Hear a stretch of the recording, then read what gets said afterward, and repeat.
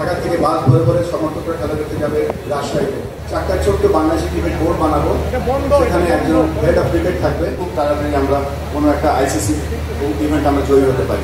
আমরা এমন একটা জায়গায় বাংলাদেশ ক্রিকেটকে রেখে দিতে চাই যেন বাংলাদেশের যে কারেন্ট স্ট্যাটিস্টিক আছে তার থেকে আমরা অনেক ভালো জায়গায় পৌঁছতে পারি। আমরা যখন একটা চার্টার তৈরি করলাম এবং বাংলাদেশের আমরা ভাবছিলাম যে বাংলাদেশের ক্রিকেটটাকে আমরা কীভাবে ডিসেন্ট্রালাইজ করতে পারি বা বাংলাদেশের প্রত্যেকটা উপজেলাতে ক্রিকেটে পৌঁছে দিতে পারি।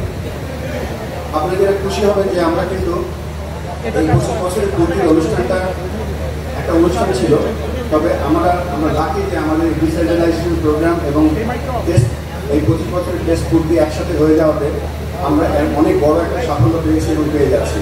ডিসেন্ট্রালাইজেশনের যে মূল কারণটা সেটা হচ্ছে যে আমরা প্রথম বিভাগ first class cricket youth under 19 যারা খেলে তাদের দুদিনের ক্রিকেট আমরা বিভিন্ন চারটা রিজন ঠিক করেছি: রাজশাহী, চিটাগং, গ্রেটার ঢাকা এবং সিলেট, ময়মনসিংহ, খুলনা এবং চিটাগং। এই চারটা রিজনে আমরা চারটা ছোট্ট বাংলাদেশি ক্রিকেট বোর্ড বানাবো, সেখানে একজন হেড অফ ক্রিকেট থাকবে। তিনি তদারকি করবেন তার জেলায়, তার বিভাগে, তার রিজনে যতগুলো কোচ থাকবে সেখানে একটা প্রিমিয়ার লিগ করার চিন্তা করছি, সেখানে কোচ ডেভেলপমেন্ট প্রোগ্রাম চিন্তা করছি, একটা ফান্ডিং মডেল তৈরি করছি যেখানে তাদেরকে সবসময় নির্ভরের উপরে ডিপেন্ডেন্ট হতে হবে না। আমরা এখনও কিন্তু আমাদের ফার্স্ট ক্লাস টিমগুলো মিরপুর থেকে তৈরি করি।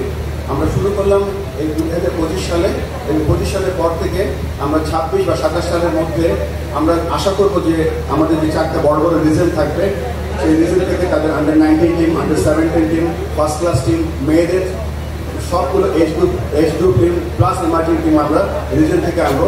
তখন রিজনাল ক্রিকেটটা শুধুমাত্র স্ট্রং হবে না, তারা লোকাল প্লেয়ার দিয়ে খেলে আমরা দেখবো যে বাস ভরে ভরে চিটাগাং থেকে খেলা দেখতে আসবে ঢাকায়, ঢাকা থেকে বাস ভরে ভরে সমর্থকরা খেলা দেখতে যাবে রাজশাহীতে। তখন আমরা বলতে পারবো যে cricket is become competitive and cricket is getting popular to everyone. আমরা আশা করবো আপনাদের এই সহযোগিতা আমাদের সাথে থাকবেন এবং আমাদের সকলের গুরুত্বপূর্ণ এনার্জি যদি আমরা একসাথে করতে পারি, আমরা সকলে বাংলাদেশ ক্রিকেটকে এখন যেই জায়গায় আছে সেখান থেকে আমরা বহু উঁচুতে নিয়ে যেতে পারবো। আমরা স্বপ্ন দেখি, স্বপ্ন দেখতে ভালোবাসি এবং স্বপ্ন রূপান্তরিত করার চেষ্টা করব এবং আপনাদের এভরি কর্নার থেকে আমরা আশা করব আপনারা আমাদেরকে সাহায্য করবেন যেন আমরা বাংলাদেশের ক্রিকেট নিয়ে শুধু বাংলাদেশে না সারা বিশ্বে যেন গর্ব অনুভব করতে পারি এবং খুব তাড়াতাড়ি আমরা কোনো একটা আইসিসি ইভেন্ট আমরা জয়ী হতে পারি।